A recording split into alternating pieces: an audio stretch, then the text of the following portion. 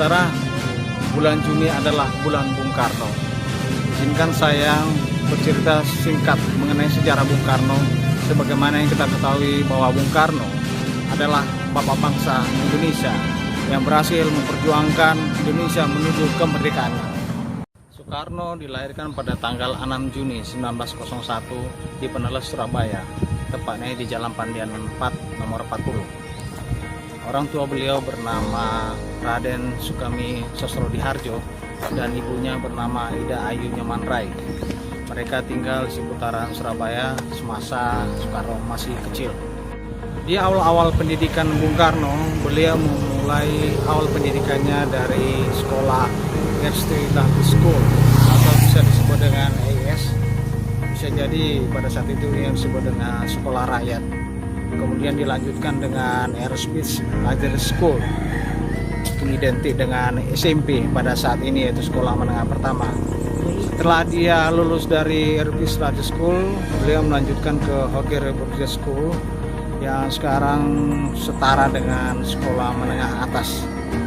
Setelah beliau lulus dari Hockey Repertoire School ini, dia melanjutkan ke Teknis Hockey School. Teknis Hockey School ini sekarang bernama Institut Teknologi Bandung.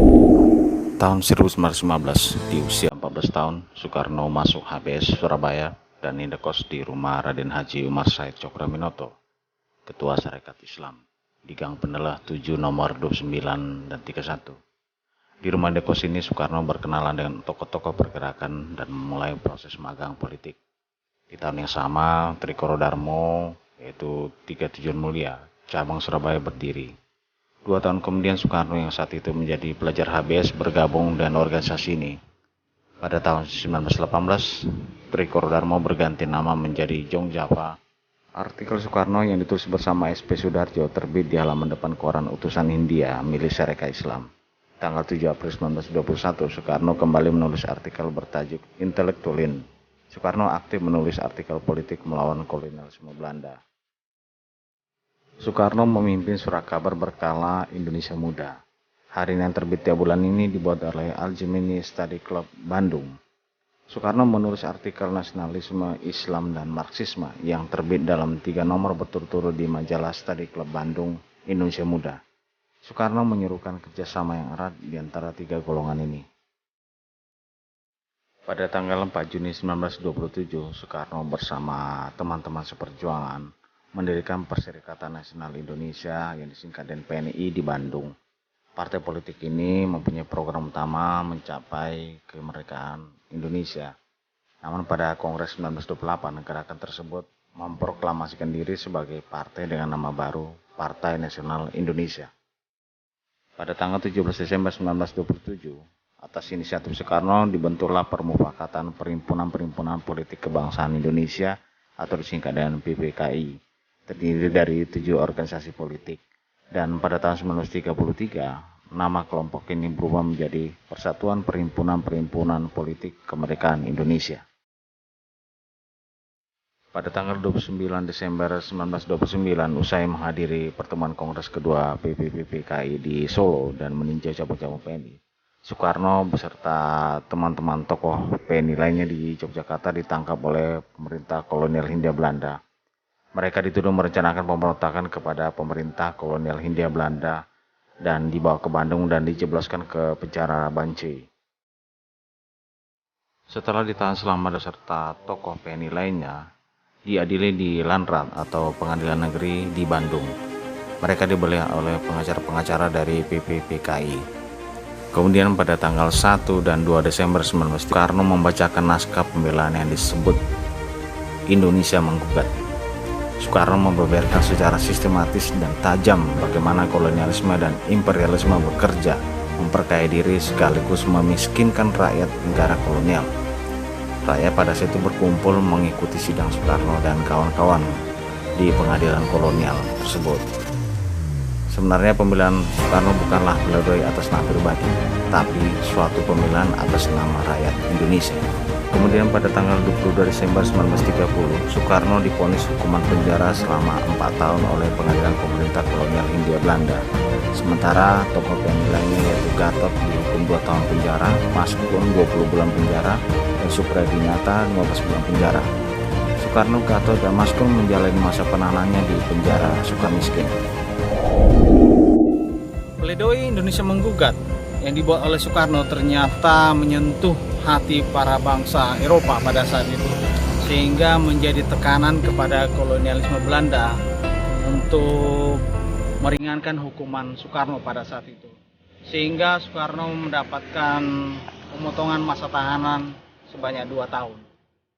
Setelah beliau keluar dari Sukamiskin, beliau bergabung dengan partai yang baru bernama Partai Partindo. Kemudian pada partai-partai ini, pada rapat-rapat berikutnya, Soekarno terpilih menjadi ketua Partindo.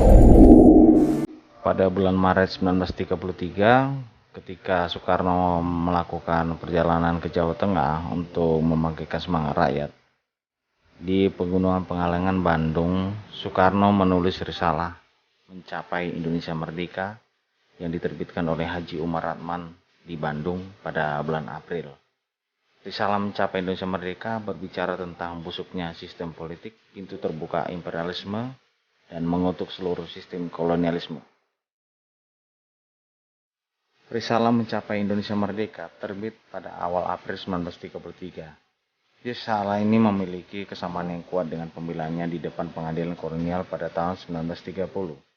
Justru tulisan ini malah membuat pemerintah kolonial menjadi penasaran, sehingga pada tanggal 1 Agustus 1933, Soekarno kembali ditangkap untuk kedua kalinya. Soekarno ditangkap bertepatan di depan rumah Muhammad Tamrin di Batavia, usai menghadiri rapat pengurus eksekutif Partindo. Gubernur Jenderal, pemimpin tertinggi pemerintah kolonial di Hindia Belanda atas dasar exorbitante rechten, yaitu wewenang istimewa untuk mengenakan sanksi kepada setiap pembangkang berupa internering atau pengasingan di tanah kolonial atau externering, pembuangan ke luar wilayah, mengeluarkan surat pengasingan Soekarno pada tanggal 28 Maret 1933 ke ND Nusa Tenggara Timur. Selama beliau di pengasingan, yaitu di ND Nusa Tenggara Timur, beliau melakukan kegiatan-kegiatan sosial seperti bergabung membentuk kelompok-kelompok seni. Dan pada suatu masa ketika di ND, beliau mendapatkan inspirasi yang membuat dia mendapatkan ide untuk bahan dasar negara kita, yaitu Pancasila. Dasar negara kita Pancasila itu diilhami pada saat Soekarno berada di ND ini, di ND Nusa Tenggara Timur. Di ND beliau ditahan selama 4 tahun. Jadi pengasihan beliau di ND itu memakan waktu 4 tahun. Dan itu kemudian dilanjutkan ke Bengkulu selama 4 tahun juga. Penyebab dipindahkan dari ND ke Bengkulu karena adanya protes dari Muhammad Tamrin terhadap kolonialisme Belanda, melihat Bung Karno yang terserang penyakit malaria. Pada saat itu memang itu merupakan penyakit yang sangat berbahaya dan mengancam jiwa. Dan di Bengkulu, Bung Karno bergabung dengan Muhammadiyah, dan di situ beliau diangkat sebagai Ketua Dewan Pengajaran Muhammadiyah. Jepang mengalahkan Belanda pada tahun 1942. Sekedar tambahan, Belanda kalah terhadap Jepang setelah Angkatan Udara Belanda yang notabene mempunyai teknologi yang kalah jauh dibandingkan dengan pesawat Zero Jepang rontok diserang oleh Angkatan Udara Jepang, sehingga membuat pertahanan Belanda menjadi lemah dan Jepang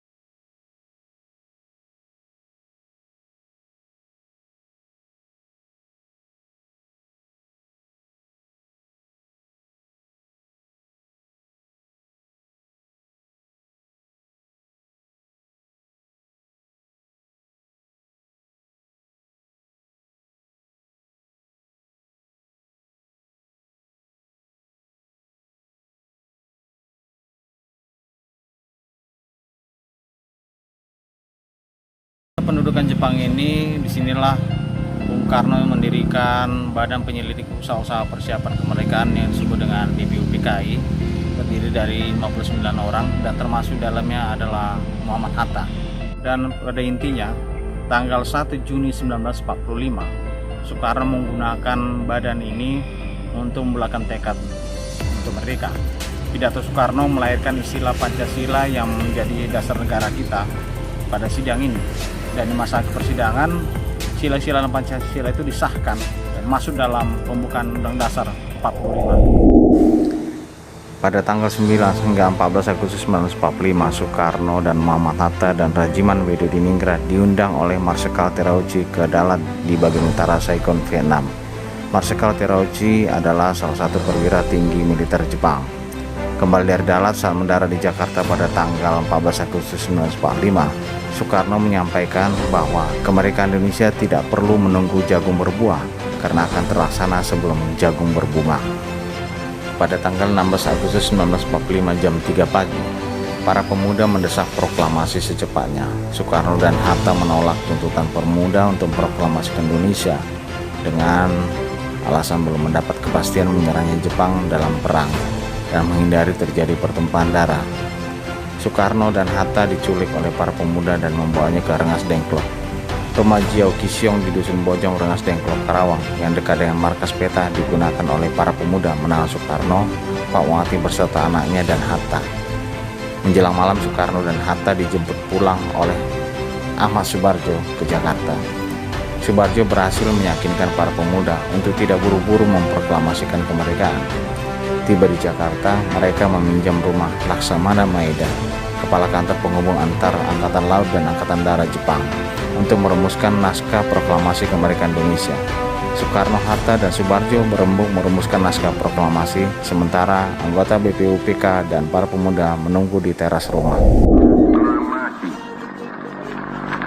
Kami, bangsa Indonesia, dengan ini menyatakan. Selanjutnya, bendera merah putih yang telah dijahit oleh Fatmawati Soekarno dikibarkan dan disertai lagu Indonesia Raya tanpa iringan musik.